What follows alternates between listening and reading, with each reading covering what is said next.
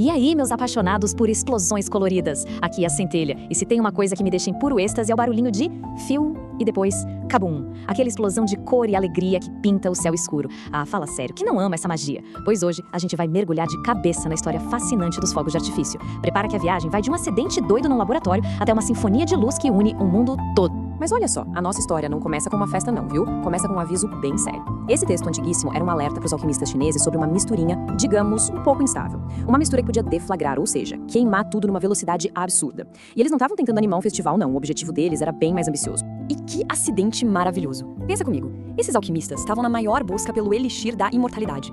Isso mesmo, eles queriam viver para sempre. Só que, na hora de misturar salitre, enxofre e carvão, eles não acharam a vida eterna. Eles criaram a pólvora, o primeiro explosivo químico do mundo. Um erro que mudou o planeta para sempre. Que loucura! E não foi da noite pro dia, tá? A evolução foi bem devagarinho. A primeira fórmula apareceu lá no século IX. Um século depois, veio a primeira arma de fogo, a tal da lança de fogo. E demorou mais uns 300 anos para essa invenção barulhenta finalmente dar as caras lá na Europa.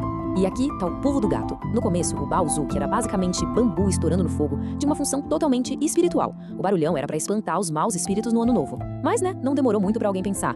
Se isso assusta um demônio, talvez assuste um soldado também? E pronto, a pólvora marchou direto pro campo de batalha. Agora segura, que a gente vai ver como essa invenção explosiva pegou um navio pro ocidente e foi usada de jeitos completamente diferentes. A pólvora estava prestes a virar a estrela principal nos shows dos homens mais poderosos do mundo. Pausa. Momento de quebrar um dos maiores mitos da história. Repete comigo. O Marco Polo não levou a pólvora pra Europa.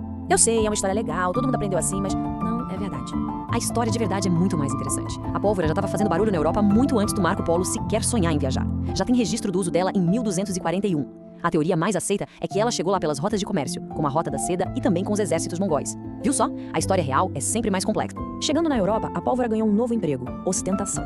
Reis e rainhas como Luís XIV, o Rei Sol, sacaram que nada gritava "Eu sou poderoso" mais alto do que um show de luzes caríssimo que desaparecia em segundos. Era a maior prova de riqueza. O mestre de fogos virou uma peça-chave na corte. Se o show fosse bom, ele ganhava título de nobreza, mas se desse ruim, ele podia perder a cabeça. Literalmente. Era um negócio tão grande, mas tão grande, que até o mestre William Shakespeare botou os fogos de artifício nas peças dele. Essa citação mostra que eles já faziam parte da cultura. Era um entretenimento tão comum quanto ir ao teatro. Era a linguagem universal da festa e do poder. Até esse ponto, os fogos eram basicamente estouros altos com uma cor meio dourada. Legal, mas cadê o arco-íris? Pois é, o próximo grande salto estava chegando. A hora em que a ciência ia transformar o barulho em pura arte. A hora da chegada das cores. E qual o segredo para colorir o céu? Ah, o segredo é pura química. No século XIX, os italianos viraram os grandes mestres da coisa toda. Eles descobriram que, se misturassem sais de metais diferentes na pólvora, cada metal queimava numa cor. Estrôncio para um vermelhão vibrante, bário para um verde incrível. É uma paleta de pintor feita com a tabela periódica. Não é genial? Só que no meio de todas essas cores, uma era o desafio final, o santo graal dos pirotécnicos, o azul. Fazer um azul bonito que durasse no céu era muito difícil. É que o composto de cobre que cria o azul é super temperamental, sabe? Ele é instável com calor e se desfaz muito rápido. Por isso, até hoje, um azul perfeito é a assinatura de um verdadeiro mestre. E por falar em mestre, a gente precisa conhecer esse cara, Claude Ruggieri, um gênio francês que olhou para aqueles estouros e pensou: isso não é só barulho, isso é arte. Ele queria literalmente usar o céu como tela de pintura. E foi nesse ano, em 1810, que ele fez história. Para comemorar o casamento de ninguém menos que Napoleão Bonaparte, o Ruggieri apresentou para o mundo os primeiríssimos fogos de artifício verdes. Foi uma revolução. Pela primeira vez, o céu da noite foi pintado com uma cor que não era o dourado de sempre. Agora, se prepara para a parte mais inacreditável da história. Muito, mas muito antes da corrida espacial, o Ruggieri já estava fazendo teste de foguete com passageiros. Ele lançou ratos e até uma ovelha para o céu e trouxe todos de volta sãos e salvos com paraquedas. É isso mesmo que você ouviu. O primeiro astronauta da história talvez tenha sido uma ovelha francesa. E essa busca doida por controle e precisão, que começou com ovelhas voadoras, nos joga direto para a era moderna. A era em que a tecnologia deu um salto gigantesco e permitiu os shows incríveis e sincronizados que a gente vê hoje em dia. A diferença é absurda. Antigamente, o trabalho era super perigoso. O cara ia lá, acendia o pavio na mão e saía correndo para não se queimar.